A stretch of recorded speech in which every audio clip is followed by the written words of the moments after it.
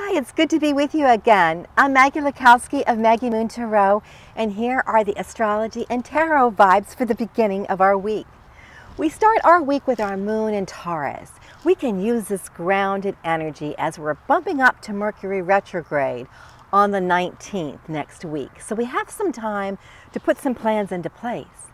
And yes, back up those computers. And we look forward to our full moon in Gemini on Tuesday. So, the possibilities with Gemini. And this comes with beautiful energy. We get prepared to see some of what we've been playing with since our new moon, and the seeds start to sprout. Also being in Gemini, some of our ideas bear fruit and communications come through that can be helpful to us. As with all full moons, we can feel a bit sensitive. And with Gemini, we may have a lot of floating thoughts in our head or tend to overthink things. So just take some time to meditate. And like clouds, the ideas float by. And we come out of our meditation. And as we come out, we'll be more inspired as to where to put our focus. And this week, I'm reading with the newly released Epiphanies Tarot by Michelle Andres, the Mystic Mentor, which can be found at Michelle's Etsy shop with her other offerings. And I have the link in the About section of the video. And the cards are borderless. It's available in different cardstocks, inspired by the Rider-Waite, and it has modern day symbolism. And Epiphanies Tarot is totally unique as it's a perpetual deck, always in progress. One new card is recreated, I think, every 11 days. So your deck will be a very limited edition. It also helps you tap into your intuition by not only the image of the card, but the feeling you receive. It's truly a gorgeous deck and feels good in your hand, and I've done a few daily draws since I received my deck and found each card to be just what I needed. And the backs of the cards have images of dandelions. So close your eyes before we start our reading and make your wish. And our card to begin our week with is Perspective, or the Hanged Man. And some of the key words that often come to mind are patience, perspective, pause. And this brightly colored lizard is resting comfortably upside down on a branch as the seeds of the dandelion float down. Often when we make a wish, there's a waiting period. It doesn't have to be a long time. I think it depends upon not only how much we believe, but how strong our feeling is around our wish and our readiness to receive. Also, our perspective on the possibilities matters. Do we believe it can happen? Because after all, life is filled with little miracles each day. And as I have put my intentions out recently, I've had the urge to clear and organize. I wanted to feel more freedom and have room to receive blessings. And yes, that clearing out doesn't often come up for me. So I got busy before the feeling passed.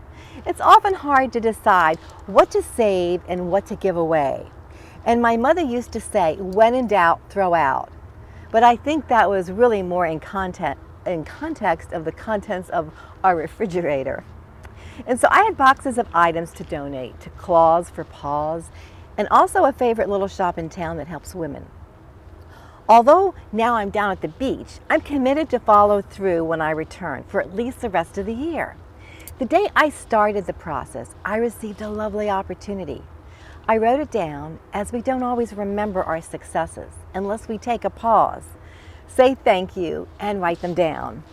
And our journal then becomes one of successes, or an evidence journal of what is working in our universe, because we get busy and forget. So do you take the time to pause and write your successes each day?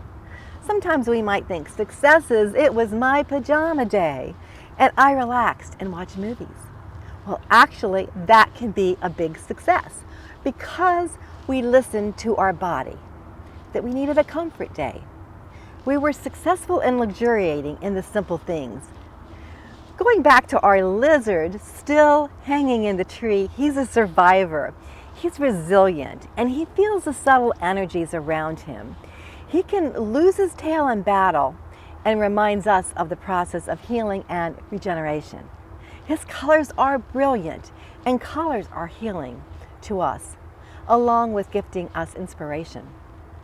There may be a color that you've noticed in this card or on the lizard.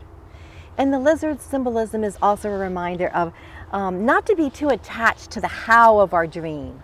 Some things are just a mystery.